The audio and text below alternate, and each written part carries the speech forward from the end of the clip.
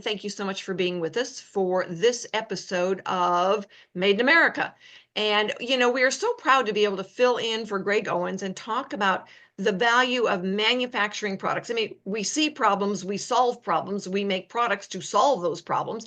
And when we can make them in America, well, yippee, because that's better for everybody. We have better quality, we have faster service, and, we make a difference for every consumer living here.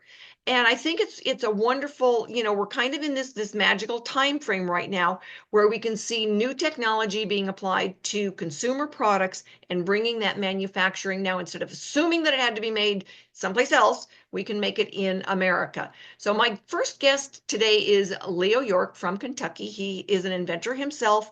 He has helped lots of inventors get through the inventing process. Leo, thanks so much for being with us today. Thanks for having me.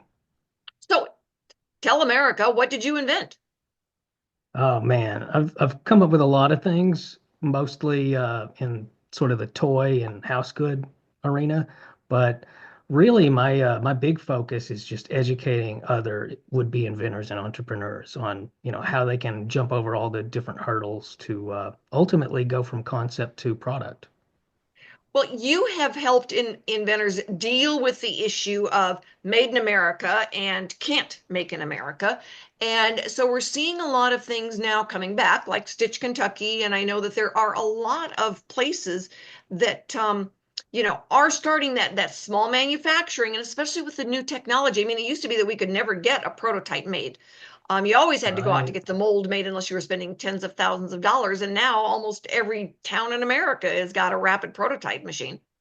Absolutely. Yeah. There's maker spaces all over. That's always a really good option to check out first and foremost, because quite often they'll have six, seven figure equipment that you can get for, a couple of gym per month membership fees.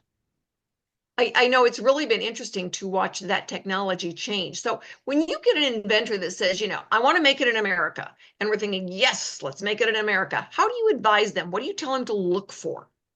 One thing I always tell them is your price point is going to have to reflect that, and your market is going to have to be different from if you were going with a more global means of sourcing.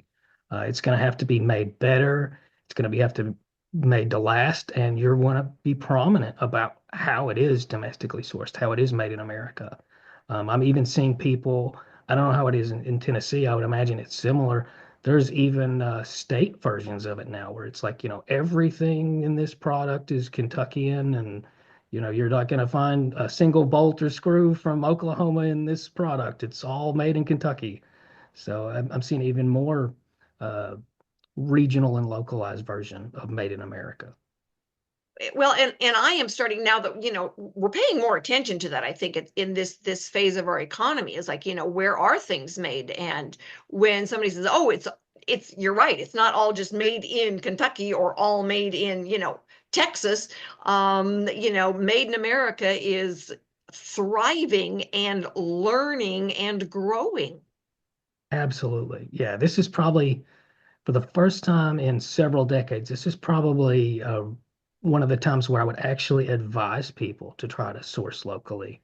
And beforehand, that was a much more uphill battle. Now it's getting a little bit more on even keel from sourcing globally.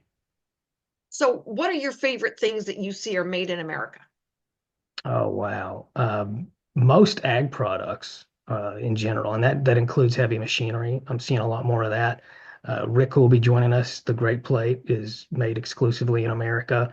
A lot of our students now have launched products, and it's just amazing to see because originally they would have to source that from China or from Vietnam, sometimes from Mexico. And now a bunch of them are sourcing not just from America, but a lot of times they're creating these relationships with people in the same town, and they're driving 15 minutes to go pick up the parts instead of it coming via shipping container. It's been a very strange transformation. Well, and the other thing that I think a lot of consumers don't realize is that if the inventor's got to have certain things made overseas, we can actually ship those in. And most of your metropolitan areas actually have places where,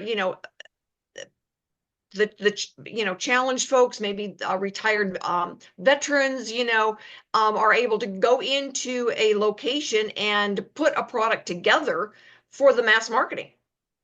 Absolutely. Yeah, we call that the hybrid approach. Yeah, source what you can from where you can and have it actually built here. I That's becoming more common too. Yeah, there was one in Denver, there was one in the Chicago area. A lot of the major metropolitan areas will have those resources where you can get the parts in, all the parts, even if you've got to have, parts made in one place and then something shipped in from out of the country and they land in a facility and it's put together so it is then assembled in America. Yeah, absolutely. So it's a wonderful time to be able to, say, okay, America, we've got these products. There's actually a platform out there that competes with, that other guy that is, made in the USA. So all the products on this platform, madeinusa.com, out there, every product there is manufactured in America. So if you want to go and see, if you're looking for something, and they've got thousands of products that are listed. So obviously there are some people that are making in the USA. So when you go out there and you Absolutely. say, all right, before I go looking at this other platform, let's go look at madeinusa.com and see if our product or something that will work on that product is out there. And yes, go look, support America. And, all right, sometimes it is a little bit more expensive, but you know what? It lasts a lot longer. And a lot of, I've ordered things that were made in that other place, and you can't return them if they don't work. It's That's going to very cost more to true. pay for shipping to return it than if you just went and bought in America and paid a little bit more. And oh, yeah, there was a guarantee with it. No, absolutely. So, we're looking forward to this kind of time frame of seeing what happens with American manufacturing, really featuring the products that are made in the USA. So we are looking forward to our next guest, who has been manufacturing in the US for what, 9 years or so? Long time. We'll find out. Yeah. Yep, yep, yep. We are going to find out. So, America, stick with us. We are going to be back with a product called Great Plate. And the inventor of Great Plate, we're going to find out exactly what Great Plate is. And you know what? We're going to tell you several times where you can go and buy it so that you are supporting American made, American inventors. And you know what? When you do that, you get a bigger bang for your buck, right? Absolutely. Absolutely. So stay with us, everybody. We will be right back with our added guest, not our next guest, but he's going to join me and Leo and talk about his product. Thank you so much for being with us for this segment of Made in America, because America does make, manufacture, and sell products to the American consumer. And we are so glad to have you, so that you can, pay attention to this great new product that's out there and then be able to go and log in to our different sites where we've posted all of these different products and, help the American economy. Buy American. Rick, thanks so much for being with us today. You and your wife, we're going to do another segment where we talk about the husband-wife teams that working together to invent a product, because I am sure you've got some really fun stories to tell about that. And at what point do you then get couples therapy? So tell us about Great Plate and how you kind of work through the process of being able to get it made in America. Well, it was pretty simple. We had no intentions of making it anywhere else, and Leo will be the first one to tell you we're not that smart. So if once we have an idea of doing something, this is what we did. We had messy kids, and they were downstairs watching television. We came upstairs and said we need to go buy this plate, and it wasn't available. We went online, couldn't find it, and we ended up going to somebody that could make a prototype for us. And 9 years later, we're an overnight success. Yeah, I love that. 9 years later, an overnight success. So, all right. So obviously there were a few challenges in there. First of all, where is it made? How did you find, that manufacturer, feet on the ground, USA, that was going to make it at a price the consumer would pay? Sure. My wife and I are in the mortgage industry. That's where we got our start. And one of our customers owned an injection molding company. So we went over there and said, what do you think of this product? And they thought we could make it. And here we are. I mean, basically, we've made it in Wisconsin all of our lives. Right now, part of it's made in Minnesota, but we touch about 50 different companies. With this last order, we just went over 27 million plates that we've manufactured to date. Wow. Right That's now, amazing. thank you. It's been an interesting run. If I had any real friends, they probably would have talked me into licensing it or to do something else. But, you know, unfortunately, I met Leo and Stephen Key later in life. So now this is where this next project is. But to answer your question, where it's easily found, it's in Walmart now. It's in the grocery section under plates. We just finished running another 1 million plates for Walmart. So their purchase order is projected to be a lot larger than that. But yeah, we're 100% made in US. US sourced materials, US packaging, it's recycled packaging.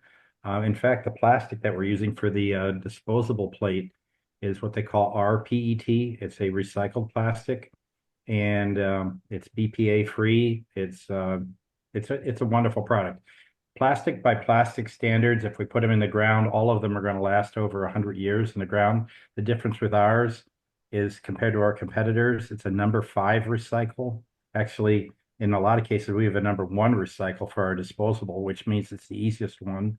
Our plates are made out of recycled water bottles, so that they're all domestic bottles in that process. So that's one of the things that really worked well for us. That's the material. So that's we're trying to have an environmentally conscious footprint. Wow. Excellent. Yeah. So All right. So not only are you helping the American economy, you're helping the environment, the ecosystem in the United States. Exactly. Nice. So explain the name. Why is it a great plate? Not everybody, you know, they've got a vision. All right, you got all different kinds of plates out there. Why is yours? And how did you get that domain name? Well, we paid for it. I mean, we got caught on a trolling situation where you search for it in the search engines, and all of a sudden we ended up with greatplate.net, ended up paying a few $1,000s more for the greatplate.com. Good for you. Now, we had a number of names. There's a lot of stories behind that, which we'll tell you another time. But basically, it came down to somebody looking at it and said, you know, that's a great plate. And it's like, well, there it is. That's as simple as it was. Yeah, I know that I was, you know, kind of resemble that remark because I was down at the Denver Metro Chamber one day and somebody walked up to me and they said, I know you, you're that inventor lady. It's like, it works for me. So There you go. I got inventorlady.com and we were off to the races. Nice. Nice. So tell our listeners, why is it a great plate? Well, it helps you hold your food and your beverage all in one hand if you're standing.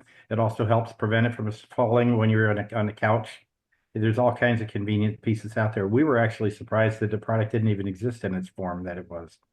So we went through a couple of variations. It was round at first. It looked like a chip dip container. That's still a great one for us. But 2 problems with it. It had an identity crisis because it looked like a chip dip container. The other problem was if you turned it over, it flew better than any Frisbee we had. We actually took it to the University of Wisconsin. It flew all the way across the stadium. And it's like, yeah, this is not going to work for concessions. Rippy. I can imagine a football game where there's 1,000 plates flying over the stadium and nobody's looking at the football. Right. And then we developed a square one. And the square one has a wine glass holder in the corner so that you can hold a stemmed wine glass, because that was one of the things people said, well, it doesn't hold a stemmed wine glass. And that was that piece. Excellent. And yes, as a, you know, person who enjoys a glass of wine, I would want a wine glass holder in my plate. It, you know, steps it up a notch in, you know, just the way things look when you're out in a group of people, right? Right. Exactly. So I am sure that your wife and her, oh, sorry, go for it. Go ahead. I was going to say, I'm sure that your wife's friends appreciate the wine glass holder. Yes, we all do. And from what I understand, you also have sort of licensed iterations. Can you tell us more about that? The you know, different themes that people can buy. We're going to Yeah, hold that one until we come back from break. All right. So that's a little bit conversation. I don't want to cut you off, but you can think about No, it no, while we go and pay I'm some used to bills. podcasts, so I forget. Yeah. That's right. That's right. So we have to pay attention to our timing and thanking our sponsors and getting those bills paid. So everybody stick with us. We're going to be back and find out about some of those different themes that Great Plate has. And if you are curious and you are sitting at your computer listening to this, you can go and check out greatplate.com while we go to a commercial break. We'll be right back. Thank you so much for being with us for this segment of Made in America. And we are talking to the inventor of Great Plate. He and his wife saw a problem, came up with a solution, and like he said, after 9 years, they were an overnight success. But one of the questions that Leo had right before we went to break was, what are the different themes that you've got, that you've licensed some different themes? So Rick, tell our listeners about the different themes that you've experienced and come up with and put out there for the consumer. Yeah, we started imprinting the plates with in-mold labeling, and what that we did, it gave us the ability to license product for some events. We've done some colleges, we've done some festivals that have been done, but most recently we've done the National Park Series, we've done a patriotic series of imprints that are in there, and then we did a faith-based group that was in there. So those are the three that we've done to date so far. And it's been widely well received. So probably this next year involved will be getting more involved in collegiate licensing through the NIL. Exciting. That's, Thank you. so ultimately, where are you going with this? Just sell worldwide and knock it dead? Or are you looking at some time, you want to be able to retire and you're going to hand it off to your children? Well, the retirement's there. The children thing is probably something different. We have 6 kids, so we'll see how that goes when that happens. But right now, we're seeing where it runs.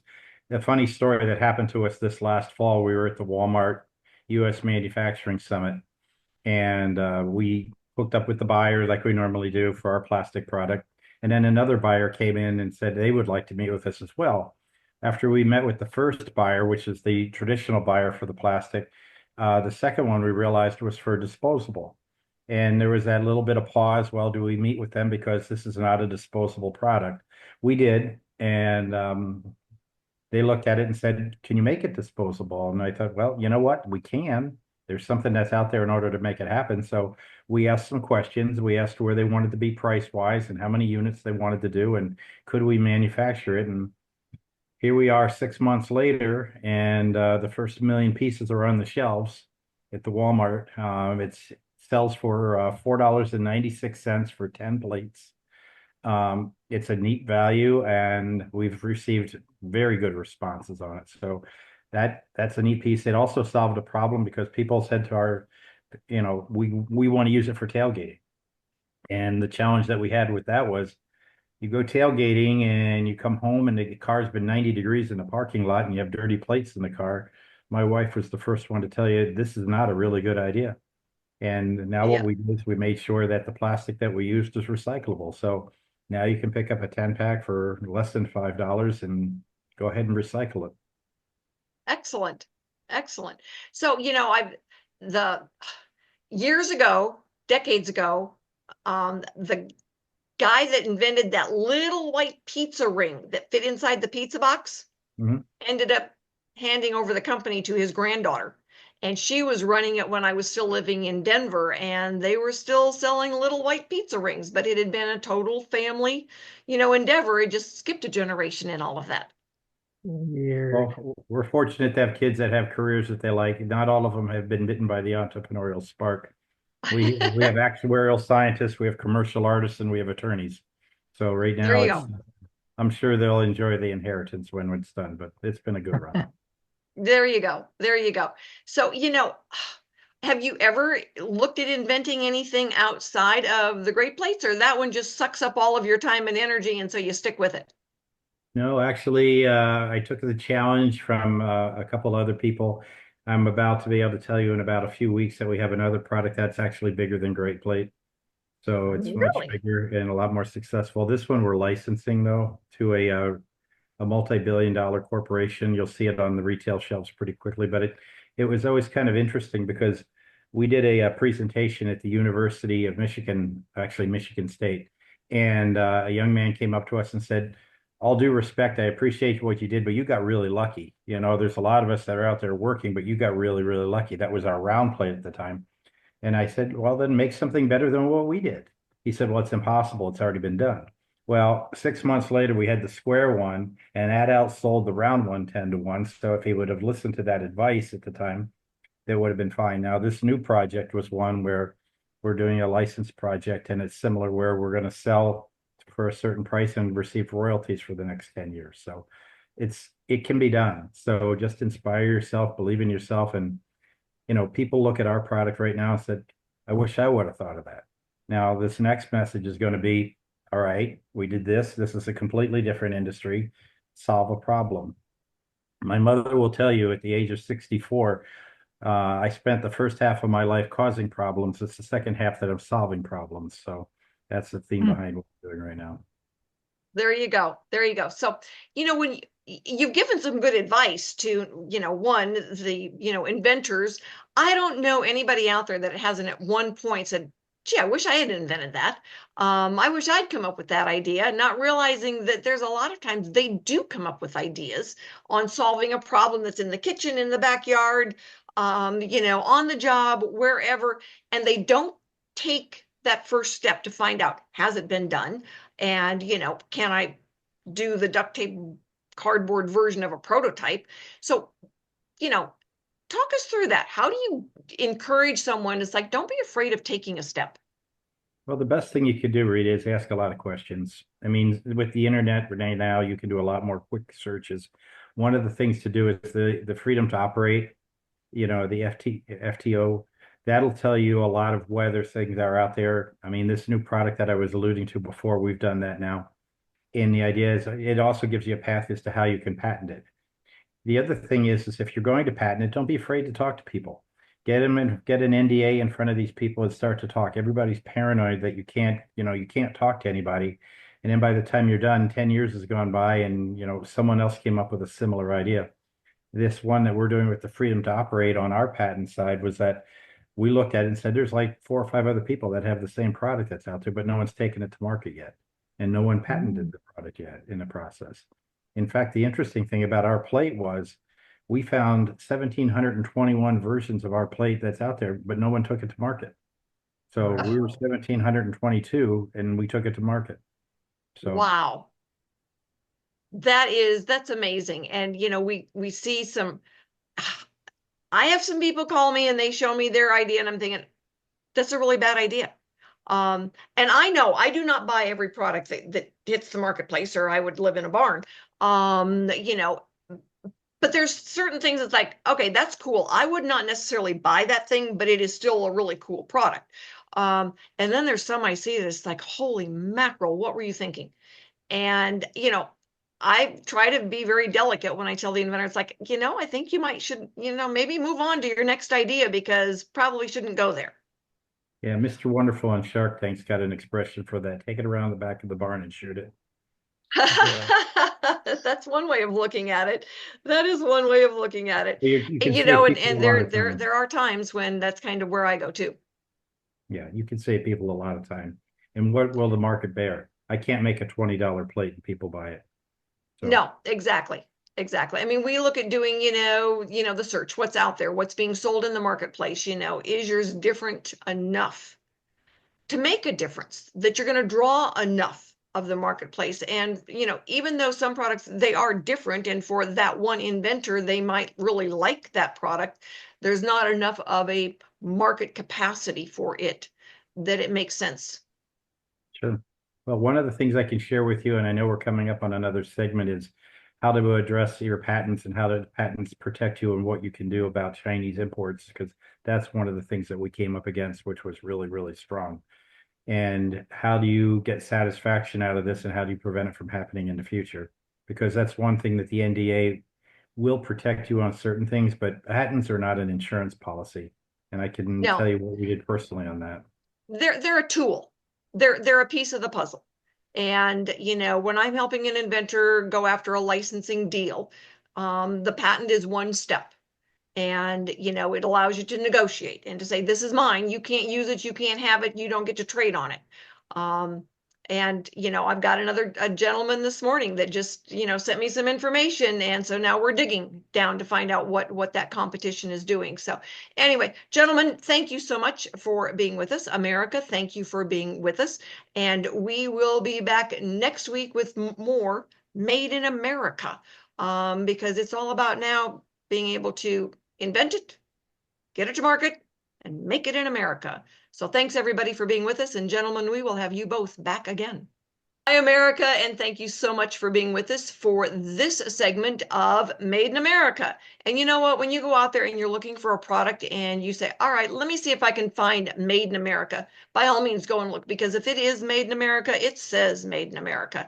And we want to be able to support all those entrepreneurs out there who are taking the risk and getting a product out there. But you know what? If you're buying Made in America, it's going to be, one, better made, it's going to last longer, and you are going to be supporting the economy that you depend on.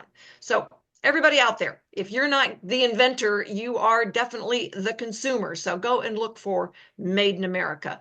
Our guest this segment is Rick with the inventor of, he and his wife invented Great Plate, and Leo from Kentucky.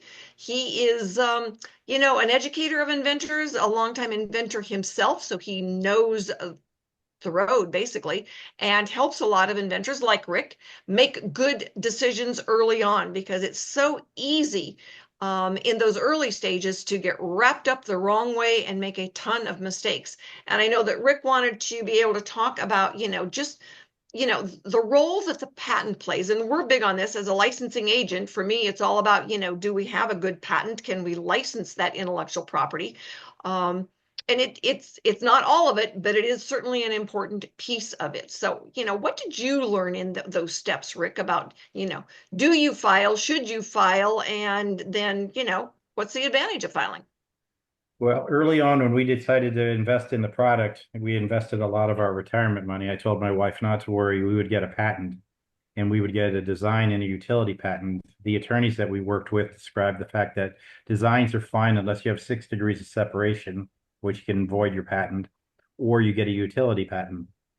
And the story that I tell is that we heard back from our attorneys about 6 weeks into it. We used Foley and Lardner, the largest IP firm in the country. And 3 of our design patents were accepted and our utility patent was declined. And I told my wife that. She said, but you promised that we would have this patent.